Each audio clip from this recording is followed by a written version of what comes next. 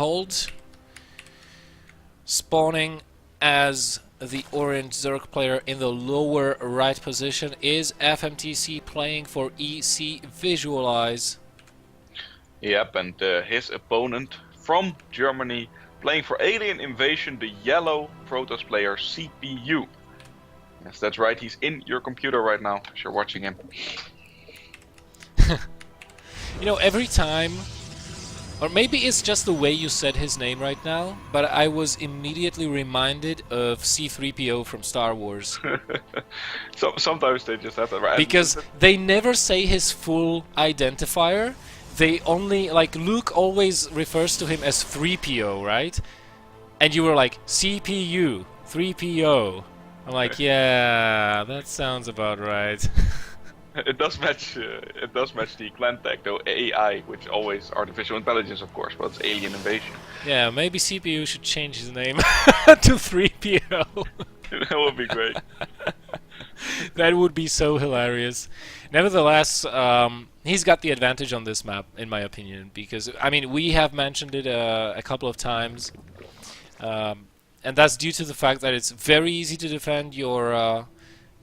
Basically your two bases as a Protoss, all your field on this ramp. You don't need very many sentries. You can just get a lot of gateways and a natural only off of one gas, and you'll still have plenty enough to tech on later on.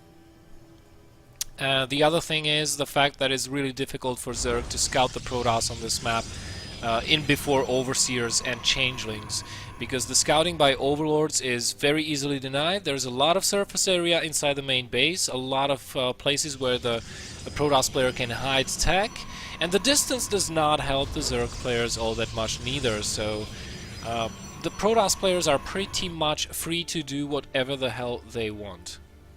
Yeah, that was really weird for me because the Skype did cut out again, so I heard only half of the story. But I'm pretty sure that I agree with you. I think you were telling that this map favors the Protoss player, which it definitely does.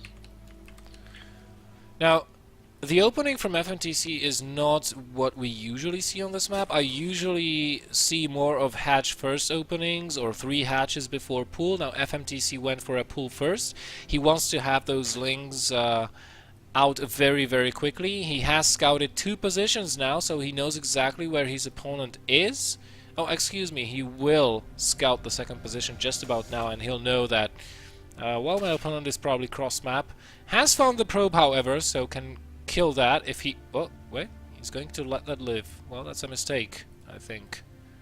Yep, that could be a little bit annoying. There is, luckily for him, no forge from CPU though, so there's not going to be a cannon rush of the swords, which would be extremely annoying.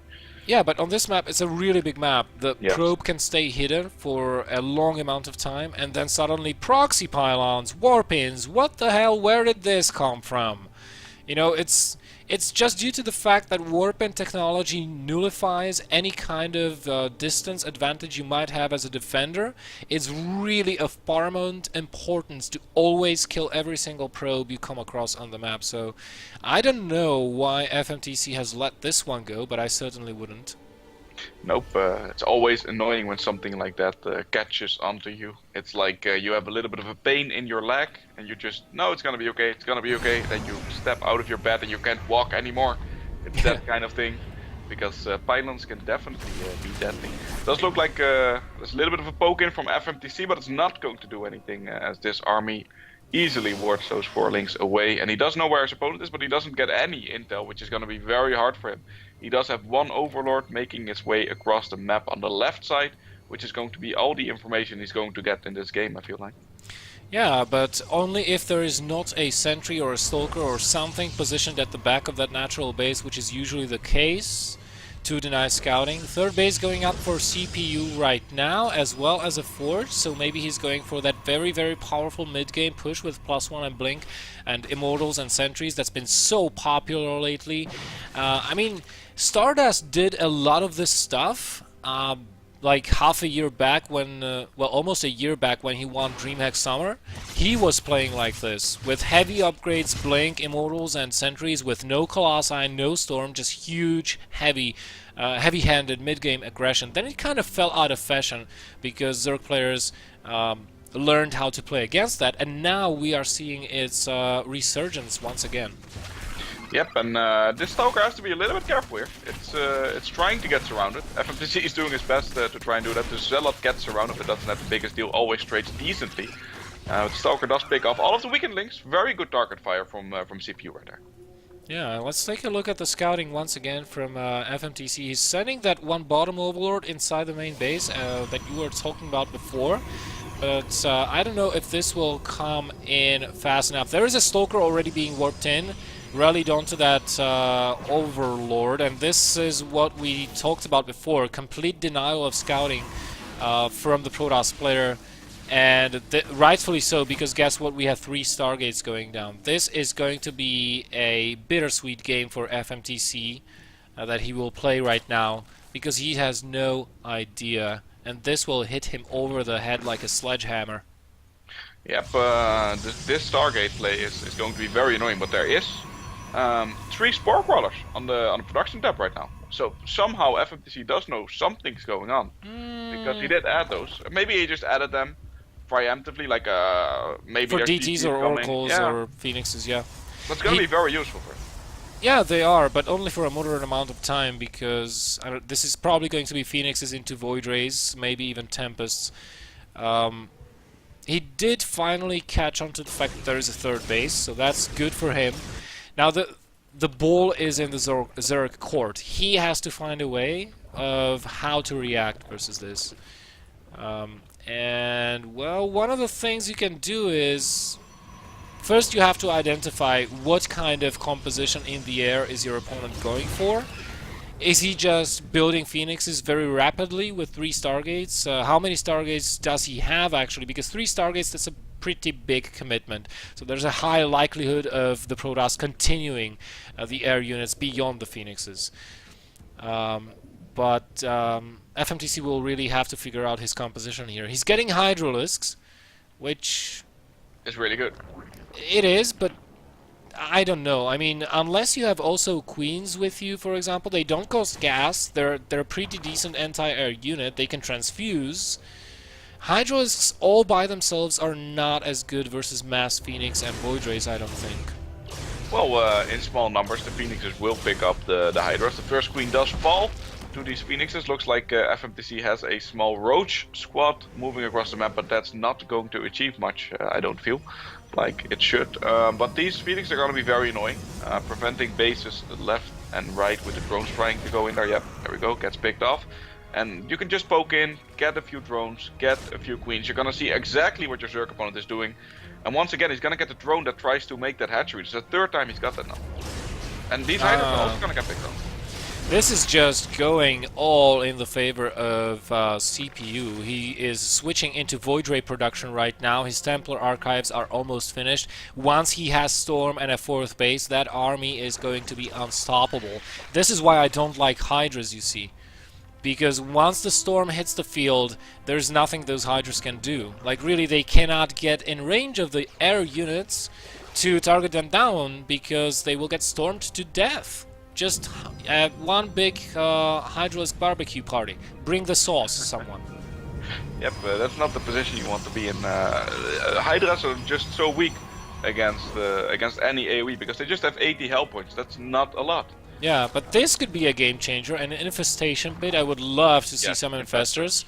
Since FMTC knows he's up against air units, he did not see a ground army. I think he saw those Void Rays as well. So let's see if he will go ahead and start getting those. So far he's not getting the Glio reconstitution that he needs in order to make those infestors worthwhile. Yeah, he's going to need infestors though, whatever the case. I mean, sure, the High Templars are excellent against infestors if they decide to feedback them. But the infestors are equally good against High Templars, and they're very good against air units in general. So that's the unit he needs the most, I would say, especially if he goes for Hydras and keeps going for Hydras. Because you could go for your own air army, but that's also very hard to fill up, especially in these positions. I feel like Corruptors would take ages to get across the map. And CPU so active with his Phoenixes. I mean, look at what he's done the entire game. He makes one poke with a Stalker Zealot Mothership core, and then all he does is micros his Phoenixes while he's building buildings. That's all he did the entire game, and he is in such a good position right now, thanks to that. Yep, definitely, and I mean, He it's killed just 11 drones just yeah, with the phoenixes. and 5 of them were trying to make that hatchery now up, Yeah. which was just hilarious. They must have been like, did that hatchery get built? Nope. All right, send another drone 5 times, and there's still no spore quad there. That's gonna be a little bit annoying at that base once again, picking up all of the drones, trying to get gas, and FMTC needs that gas because he wants to start getting high-tech units. He's already getting the hive out. I feel like he wants to use the hive for something, but apart from Vipers, I don't think anything would really help him. We are about to have a clash here, however. Charge lots, void rays, storms. FMTC very wisely pulls back. There's a lot to be scared about, actually, about that Protoss army. I like the little bit of a roach run by that he wants to do on the right side of the map. I don't think it's going to work. If he goes behind the mineral line, he's only going to get 1 probe because there's no real mining coming out yet, and he can kill the photon cannons, but that's not going to be that important. There is going to be a warp in, and that's going to get shut down, so that's good reactions by CPU. But I like the fact that he's trying to be active with the roaches because they're not going to be that effective in the next fight. But there's a big push out from CPU, and looking at the supply, this is very scary for FMTC. Yeah, it is. The Vipers are on the field as well. Abducts will be key here. If you can abduct all the void rays, that's going to make the battle a lot easier for the Zerg, but there are High Templars precisely for this reason. We have 6 of them there in the army. They have both storm and feedback capability, and you know, if he leads in actually with those High Templars so that he can feed back the Vipers instantly, this battle may be over sooner than it begins. Yep, first Viper does get fed back. One of the Void Rays did go down, so that was a nice grab from him. Looks like FMTC is trying to get more of those good grabs, so the Storms are so good right now. These Hydras are taking so much damage, the Storms continue. The weather is horrible, and FMTC did not take the proper equipment to survive those Storms, and this is just going one way right now. FMTC just did not bring an umbrella to this fight. GG. Wow, that was a slaughter.